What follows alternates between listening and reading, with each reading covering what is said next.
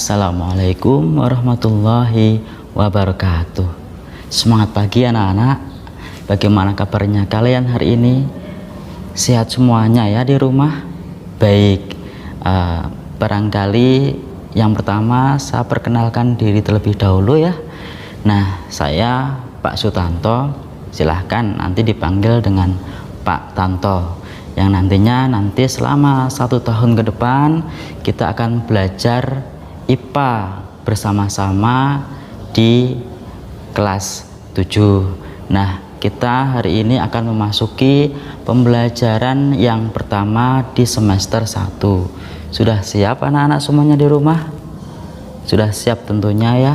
Nah, coba lihat saya di sini berada di ruang lab IPA yang biasanya anak-anak kalau masuk ke madrasah kemudian belajar IPA biasa ada praktikum, kemudian ada diskusi kelompok. Itu semuanya bisa dilakukan tidak hanya di kelas tapi juga ada di lab IPA ya.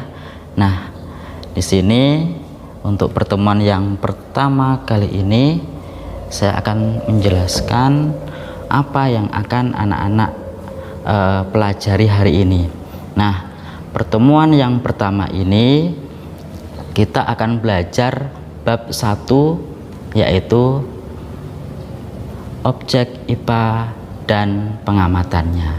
Ini jadi di semester 1 ini ada beberapa materi yang akan kita pelajari. Nah, apa saja sih materinya yang akan kita pelajari? Ini silakan ditengok, ada bab 1, bab 2, bab 3, bab 4, bab 5. Nah, silahkan nanti diringkas apa yang saya sampaikan di sini ya. Sudah siap? Nah, kita akan masuk ke pembelajaran yang pertama ya. Apa tadi? Objek IPA dan pengamatannya. Nah, adapun tujuan pembelajaran pada hari ini, setelah anak-anak nanti melihat tayangan video yang akan saya putarkan berikut ini, kalian diharapkan 1. Peserta didik dapat menjelaskan kegunaan mempelajari IPA. Tujuan yang kedua, peserta didik dapat menjelaskan tentang pengukuran dan membandingkan satuan baku dan satuan tidak baku. Nah, mari anak-anak kita simak video berikut ini. Objek IPA dan pengamatannya. Bab 1. Dalam pelajaran ini, kita akan belajar mengenai pengamatan, pengukuran, besaran, satuan, dan sistem internasional. Penyelidikan IPA. Pernahkah kalian memperhatikan temanmu? Misalnya, mengamati tinggi badan, warna kulit, hidung mancung, mata sipit, dan berapakah massa tubuhnya. Semua kegiatan ini disebut dengan penyelidikan ilmiah IPA. Penyelidikan ilmiah IPA melibatkan sejumlah proses yang harus dikuasai antara lain sebagai berikut. Yang pertama, proses pengamatan, yaitu proses menggunakan panca indera, termasuk melakukan pengukuran dengan alat ukur yang sesuai. Pengamatan dilakukan untuk mengumpulkan data dan informasi. Yang ketiga, proses membuat inferensi, yaitu merumuskan penjelasan berdasarkan pengamatan. Penjelasan ini digunakan untuk menemukan pola-pola atau hubungan antar aspek yang diamati dan membuat perkiraan. Proses yang ketiga yaitu mengkomunikasikan. Mengkomunikasikan hasil penyelidikan baik lisan maupun tulisan.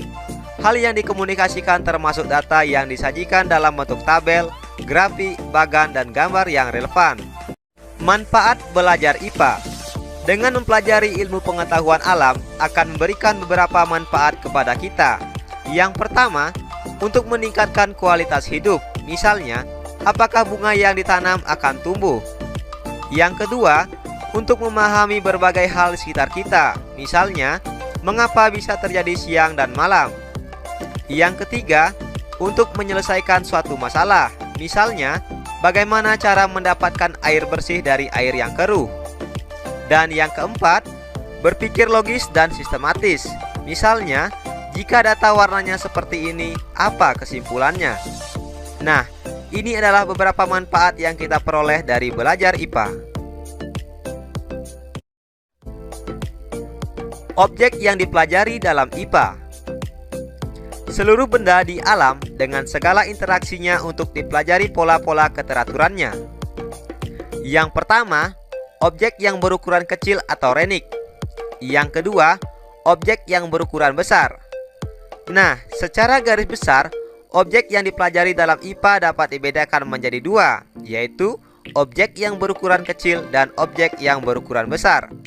Objek yang berukuran kecil misalnya bakteri, virus, dan partikel atom. Sedangkan objek yang berukuran besar misalnya lautan, bumi atau matahari, dan jagat raya. Pengertian pengukuran.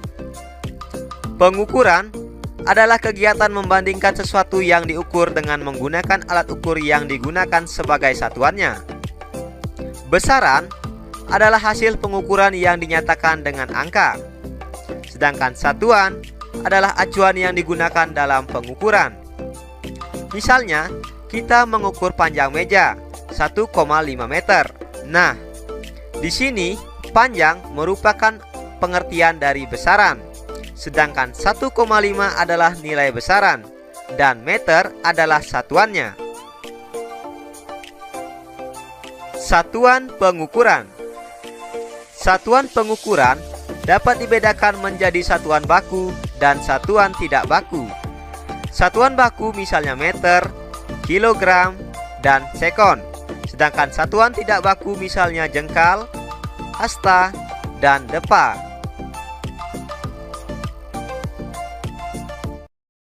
Nah, anak-anakku semuanya, dari yang dijelaskan lewat yang tadi, apa sih bedanya antara satuan baku dan satuan tidak baku? Nah, lebih mudahnya seperti ini. Kalau kita mengukur panjang papan tulis dengan meteran, siapapun yang mengukur, dimanapun dia mengukur, maka akan menghasilkan hasil pengukuran yang sama. Misalnya yaitu tetap 3 meter. Namun kalau diukur dengan jengkal kita dari ujung sini begitu, ternyata setiap orang menghasilkan hasil pengukuran yang berbeda-beda. Misalnya si Agus menghasilkan panjang papan tulis itu 15 jengkal, namun si Chandra setelah mengukur dengan jengkalnya menghasilkan hasil pengukuran yaitu 18. Nah, 15 dan 18 itu kenapa bisa berbeda? Karena panjangnya jengkal masing-masing berbeda. Jadi jengkal termasuk satuan tidak baku, sedangkan meter termasuk satuan baku. Sudah jelas? Nah, terima kasih. Jadi kesimpulannya adalah ada beberapa perbedaan antara satuan baku dan satuan tidak baku. Ini hasil perbedaannya.